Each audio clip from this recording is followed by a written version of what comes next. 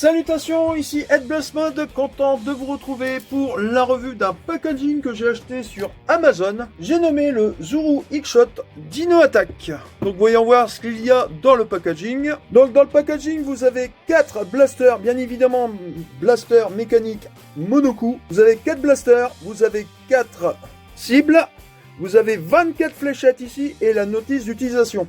Maintenant, on va passer à la présentation d'un des 4 blasters. On va commencer par le système d'armement du blaster qui est ici. Donc ici vous le tirez et avec la gâchette vous tirez tout simplement. Comme vous pouvez voir, le blaster est bridé. Vous avez un organe de visée à l'avant, un organe de visée à l'arrière, pas de rail de personnalisation dessus. Vous avez ici une petite blade qui se déplie comme ceci, donc un petit couteau. Et évidemment c'est un plastique assez dur. Alors, au niveau de ce blaster, vous avez un système pour mettre 2 fléchettes ici et 2 fléchettes ici, c'est plutôt pas mal. Au niveau de la poignée, vous avez un petit attache sangle. Et au niveau de la gâchette, vous avez ici le système qui se fait automatiquement. La culasse recule automatiquement. Donc là, maintenant, nous allons passer au test de vélocité. Mais avant ça, je vais faire une petite modification de ce blaster. Donc je vais tout simplement le débrider. J'aurai un blaster bridé et un blaster débridé en test de vélocité. A tout de suite pour la petite modification de ce blaster.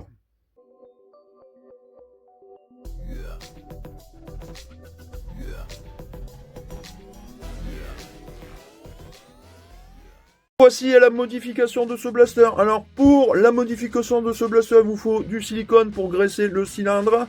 Vous avez besoin de téflon pour mettre autour du piston pour étanchéifier un petit peu plus. Le tournevis pour dévisser le blaster ainsi qu'une pince coupante pour enlever le restricteur d'air. Maintenant nous allons démonter le petit blaster.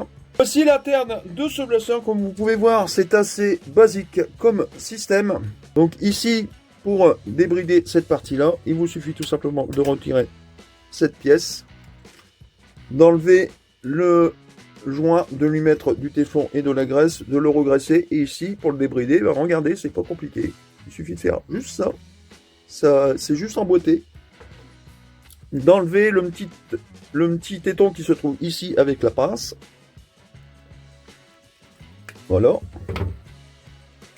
enlever le ressort, il n'y a pas grand chose comme vous pouvez le constater, le bride, et ici avec la petite pince, vous faites comme ceci. Donc, vous coupez les 3 systèmes. Alors moi personnellement, je ne vais pas les poncer ni quoi que ce soit d'autre. Je vais les laisser tels que pour avoir une butée au niveau de ma fléchette. Et là, à partir de là, vous pouvez tirer à la fois des longues et des courtes. Donc ici, on remet ça. Alors moi, je vous conseillerais, c'est ce que je vais faire hors caméra, c'est de tout simplement, quand vous remboîtez le système, c'est de le coller tout simplement avec de la glu, pour bien évidemment avoir de meilleures performances, tout simplement. Maintenant, nous allons enlever le joint sans trop l'abîmer. Voilà. Et on va mettre retour de téflon.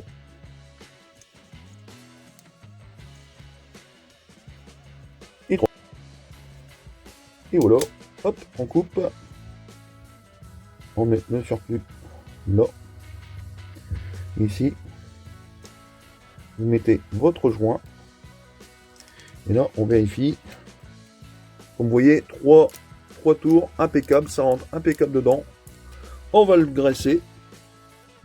Alors d'habitude j'utilise de presse 3 en 1, donc au lithium. Mais là, malheureusement, je n'en ai plus. Alors, on va faire avec ce que j'ai pour l'instant. Alors, bien évidemment, cette graisse-là a la particularité qu'elle sèche assez facilement.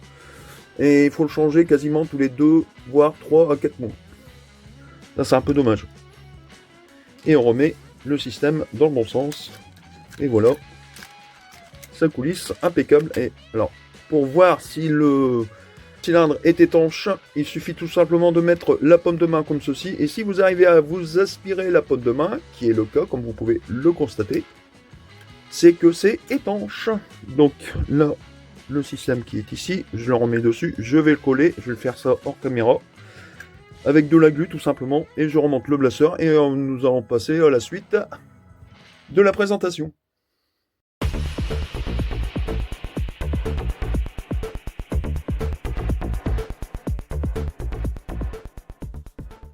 Nous revoici au test de vélocité avec un nouveau vélocimètre. Alors, c'est un vélocimètre qu'on m'a prêté car malheureusement, mon ancien vélocimètre a malheureusement rendu l'âme. Donc, on va voir avec la vélocité du Blaster, donc celui-ci qui est bridé, et fléchettes d'origine du Blaster qui ne sont ni plus ni moins que des fléchettes standards de X-Shot. Donc, malheureusement pas des fléchettes Air Pocket, c'est un peu dommage. Donc on va lui mettre sa fléchette et voir la vélocité de ce petit blaster. Alors combien ça donne?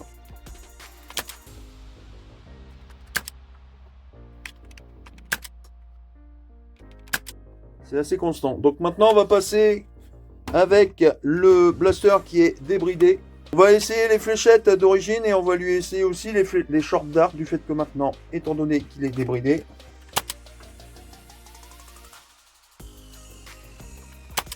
110,9, on va essayer les short darts, je pense que ça sera beaucoup mieux.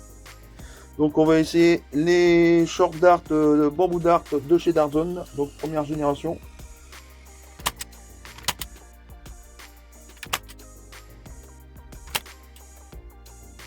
Maintenant nous allons passer au test de tir sur cible avec le débridé et le bridé. A tout de suite.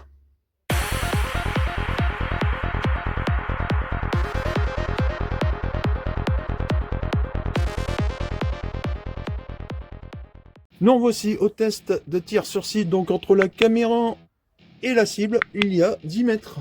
Donc on va essayer avec le blaster bridé et fléchette d'origine. Et c'est assez pratique le système avec mettre les fléchettes là et là, c'est du tonnerre, c'est quand même pas mal. Hein. Ah, là, effectivement, là, tourné. Vous voyez, elle vrille littéralement. C'est vraiment des fléchettes qui sont vraiment très imprécises.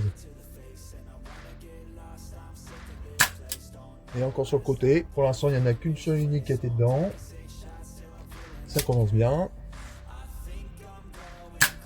Et la dernière a été dedans. Bon, c'est plutôt correct. On a quand même une bonne portée de 10 mètres. On fera des tests de tir de distance après. Donc, on va passer à celui qui est débridé. Donc celui qui est débridé avec les 4 fléchettes en import. On remet la fléchette dedans, comme vous pouvez voir, débridé. Mais les fléchettes resteront toujours aussi imprécises. On gagne 1,6 FPS de plus, c'est pas énorme en débridant. On aurait pensé beaucoup plus. C'est un de ses points négatifs, je dirais. Oh, première dedans. L'autre à côté. Ça commence bien. La première dedans, la deuxième non, la troisième non plus, je suppose. Ah, elle était dedans, mais elle est ressortie. Oh, elle est carrément sur le côté, pourtant je vise bien gros, mais malheureusement les fléchettes sont vraiment très très imprécises. Ah, vraiment sur le côté. Donc là, comme on a celui débridé, on va essayer les nitro shots dedans, tant qu'à faire. Voilà. Si en meilleure performance, je pense que oui. Et vous voyez, elle va toute droite celle-là, impeccable. On va essayer une deuxième dedans, sans aucun souci. Allez, on va essayer une troisième, et ça sera la dernière en short dart. Elle était en dessous, légèrement en dessous, mais elle a été quand même dans la cible, et elle est légèrement en dessous. Donc maintenant, on va passer au test de distance avec blaster débridé et blaster bridé. Et on va voir les sacrées différences de performance qu'on va faire avec. Petite différence, elle ne sera pas avec des fléchettes comme celle-ci, mais avec des Air Pocket beaucoup plus précises. A tout de suite pour les tests de distance.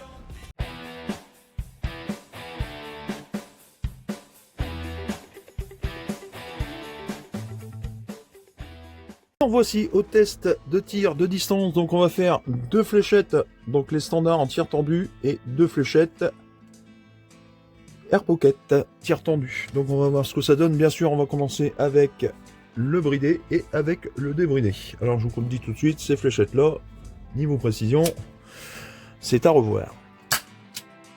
Oui, bon, bah, la première elle était à 15 mètres. C'est pas énorme, hein. On va essayer les Air Pocket. Beaucoup plus droite.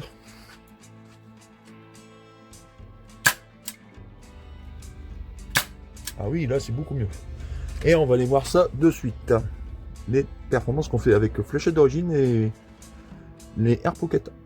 Donc on va aller voir ce que ça donne. Mais les moins loin, c'est les fléchettes d'origine, hein, car ils vont un petit peu au petit bonheur la chance. Donc la première que j'ai tirée, elle a atterri, comme vous pouvez le voir, la marque des 15 mètres. Donc on a 15 mètres 10 à tout casser. On a 17 mètres 50. Donc les deux fléchettes, vous voyez, c'est pas folichon. Après, au niveau des Air Pocket, la première elle est là. Donc le piqué des 20 mètres, elle est juste ici. Donc on a quasiment 20 mètres 50. Et la dernière, donc la deuxième, alors elle est quasiment à 25 mètres. Allez, 50 cm près, on est à 24 mètres 5, on est à 24 mètres 50 à peu près. Plutôt pas mal. Maintenant on va passer avec l'autre blaster débridé pour voir les performances qu'on peut faire avec. Maintenant on passe avec celui qui est débridé fléchette d'origine, tir tendu. Alors je ne ferai plus de tir en cloche, car avec ces fléchettes là, impossible qu'elle va droite. Voyons ce que ça donne avec le débridé. On gagne 1,1 fps de plus, c'est pas énorme. Alors, elle va un peu plus loin par contre, vous avez remarqué, à la première elle était à 20 mètres. Un peu plus de 20 mètres, je pense qu'on est à 20 mètres 50. Deuxième, fléchette d'origine.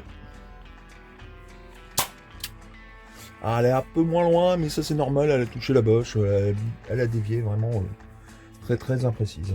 Maintenant on va passer au X-Shot Air Pocket, voir normalement logiquement on devrait avoir un peu plus de performance. Ouais, quand même pas mal. Donc on va mettre la dernière. Ouais, pas mal. Donc on va aller voir ça de suite. Alors là, moins loin, c'est la deuxième fléchette d'origine, qui a malheureusement cogné dans la boche, donc elle était à peu près à 14 mètres.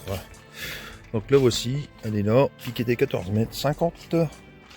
Là, ici on est aux 15 mètres. Celle-ci, c'est la première que j'ai tirée, elle a été tirée vraiment loin, elle a été à 20 mètres, comme vous pouvez le voir, la marque au sol est 20 mètres. Ici, on a une fléchette à quasiment 21 mètres. Là, le piqué des 22 mètres 50. Là, le piqué des 25 mètres. Et on est quasiment à 25 mètres 30. C'est plutôt pas mal. Donc maintenant, passons à la conclusion de ces blasters. A tout de suite.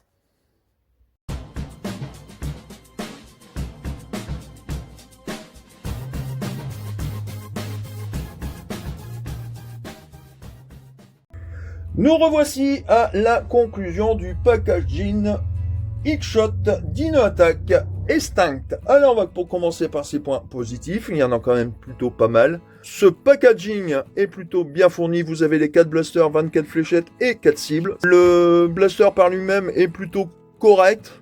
Vous avez, comme je disais, les organes de visée plus ou moins précises. Malheureusement, avec les fléchettes de base, comme vous avez pu le constater, les fléchettes ne vont pas si droites que ça.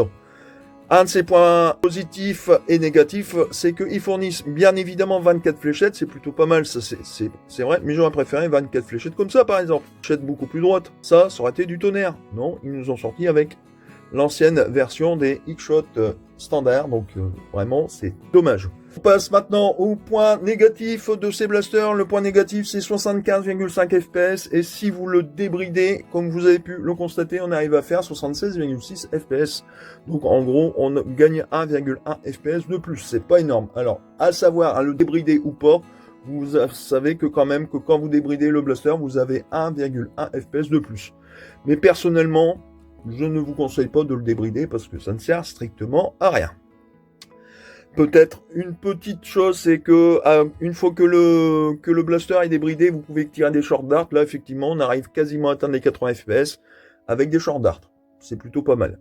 Voilà, c'est sur ce que je clôture la conclusion du packaging Shot Dino Attack Extinct. N'oubliez pas de vous abonner, de liker, de partager la vidéo et d'activer la petite cloche de notification pour ne rien rater de mes nouvelles vidéos. Sur ce, c'était Ed Blast Mode. Salutations et à la prochaine!